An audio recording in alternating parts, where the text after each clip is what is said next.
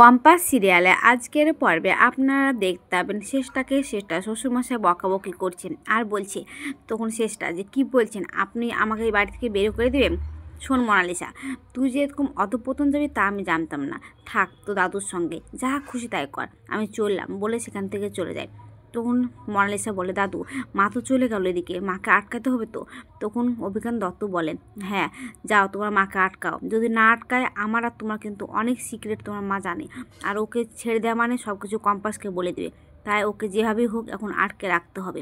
শোনো মোনালিসা, আমি কিন্তু যা করছি সবটা তোমার ভালোর জন্যই করছি, তুমি কিন্তু একদম মন খারাপ করো না, তুমি যাও যেইভাবে হোক আটকাও। তখন মোনালিসা বলে, আচ্ছা ঠিক আছে।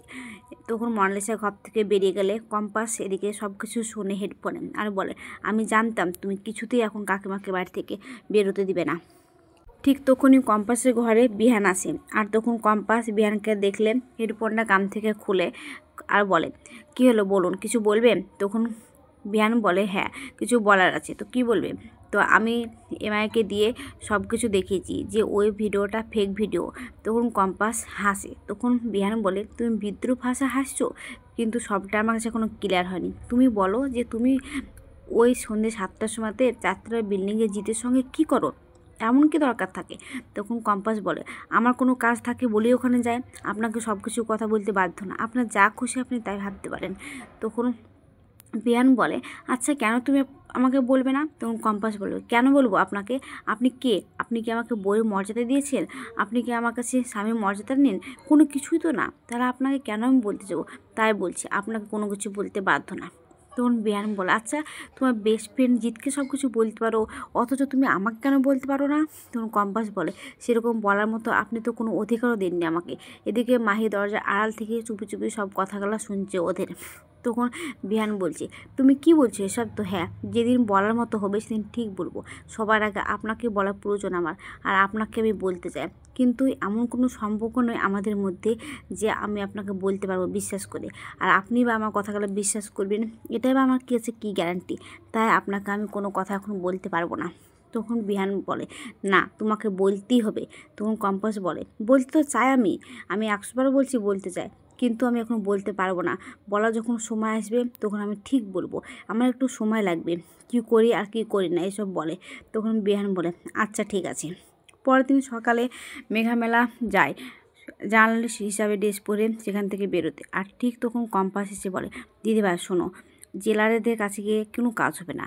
তখন ও মেঘামেলা বলে, কাল পর্যন্ত বললি তুই হবে, আর আজকে হঠাৎ করে কী হলো? তখন কম্পাস বলে, আমি কিছু একটা বুঝতে পেরেছি বললি তো তোমাকে বলছি, এক কাজ করো, তুমি আমার সঙ্গে চলো, তুমি আমার সঙ্গে গেলে আমার খুব উপকারী হবে। এদিকে মাহি ছাদের উপর থেকে ওদেরকে কথা সব কিছু শোনার চেষ্টা করছে। তখন মেঘামালায় বলে, আচ্ছা ঠিক আছে আমি যাব, কিন্তু কোথায় যাচ্ছি সেটা তো আগে বল। এদিকে মাহিকে ফোন করেছে মোনালিসা। তখন মাহি বলছে, হ্যাঁ বড় বৌদির সঙ্গে কম্পাস কি একটা কথা বলছে, আর কোথাও যেন যাবে মনে হচ্ছে। তখন মাহি বলে, আমি সব নজর রাখছি। তখন মোনালিসা বলে, হ্যাঁ তুমি সব কিছুতে নজর রাখবা, আর আমি আর তুমি মিলে দাদুকে সব খবর দিব, তাহলে দাদুর একটা সব কিছু থেকে দুশ্চিন্তা মুক্তি হবে। এদিকে কম্পাস মেঘামালাকে বলে, এখানে সব কথা বলা যাবে না, বললে কেউ শুনে ফেলবে, আমাদেরকে বাইরে বেরিয়ে যেতে হবে। অন্যদিকে দেখা যায় যে কম্পাসের বাবা অভিজিৎ ভৌমিক খুব অসুস্থ হয়ে পড়ে। তখন ডক্টর বলে যে কি, পুলিশকে বলে, আপনি কিছু একটা ব্যবস্থা করুন, আপনি এক কাজ করুন, ফোন করুন, এভাবে কিন্তু পেশেন্টকে রাখলে ডেট আউট করবে না, অসুস্থ হয়ে যাবে, কোনো না কোনো হসপিটালে ওকে নিয়ে যেতেই হবে, ওর তো বাঁচার আশাটাটুকু নাই, ও তো কিছুতে আমাদেরকে রেসপন্স করছে না কম। তখন জেলার বলে, আচ্ছা ঠিক আছে। তখন এদিকে অভিজ্ঞান দত্তকে ফোন করলে অভিজ্ঞান দত্ত ফোনটা ধরে না কো। অন্যদিকে দেখা যায় যে মাহি কম্পাসের পিছু নেয় একটা গাড়িতে করে। এদিকে মেঘামালা বারবার জিজ্ঞাসা করে কম্পাসকে, আচ্ছা কম্পাস এবার তো বল আমরা কোথায় যাচ্ছি? তখন কম্পাস বলে, বলবো, কিন্তু তুমি কথাটা শোনার পর কিন্তু হাই প্রেশার করে ফেলবে না। তখন বলে, এমন কি কথা?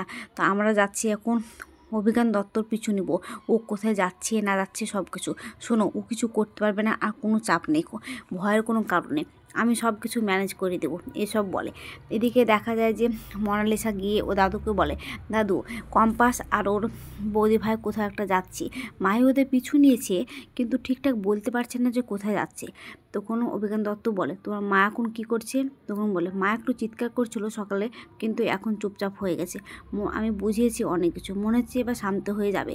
তুমি চলো একবার দেখবে জানালা দিয়ে। তখন জানালাটা খুললে শেষটা বলে, ছি মাহি, ছি মোনালিসা, ছি, তুই নিজের মায়ের সঙ্গে এরকম করতে পারলি? আমি তোকে জন্ম দিয়েছি, তুই ভাবতেও পারছিস না তোর দাদু তোর জীবনটা কীভাবে ধ্বংস করছে তা। ছি বাবা, আপনি আমার মেয়েটাকে পেলেন, এভাবে নিজের ধ্বংসটা করতে কেন এরকম করছেন? এমনভাবে ওকে শিক্ষা দিচ্ছেন যে মায়ের বিরুদ্ধে যাচ্ছে, মাকে একটা ঘরে বন্দি করে রাখছে। ছি, আমার ভাবলেও লজ্জা লাগছে যে আমি ওকে ঠিক করে মানুষ করতে পারিনি ছোটোবেলা থেকে। এদিকে ঋতুজা অখিলেশের ঘরে আসে কিছু খোঁজার জন্যে অভিজিৎ ভৌমিকের সম্পর্কে। আর তখন ঘরে এসে দেখে যে একটা ছবি টাঙানো আছে। তখন ওখানে আসে ঋতুজা, আর ছবিটা দেখে ওর মন খারাপ হয়। অন্যদিকে দেখা যায় যে মোনালিসা আবারও বলে যে কি, ঠিকই করেছি মা, যতদিন দাদু না বলবে ততদিন আমি এই দরজাটা কিছুতেই খুলবো না। তখন শেষটা বলে, আচ্ছা কিছুদিন পর তো তোর বাবা আসবে, তখন তুই তোর বাবাকে কি উত্তর দিবি মোনালিসা? তখন মোনালিসা বলে, বাবাকে যা হোক আমি একটা বুঝিয়ে বলবো, কিন্তু দাদু যতদিন না বলবে আমি কিছুতেই ঘরটা খুলবো না।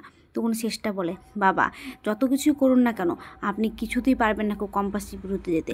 কম্পাস যেখানেই হোক না কেন, যে গর্তে ওর বাবাকে লুকিয়ে থাকেন না কেন, সেখান থেকে কিন্তু টেনে বের করবে, এই কথাটা আপনি মাথায় লিখে রাখেন।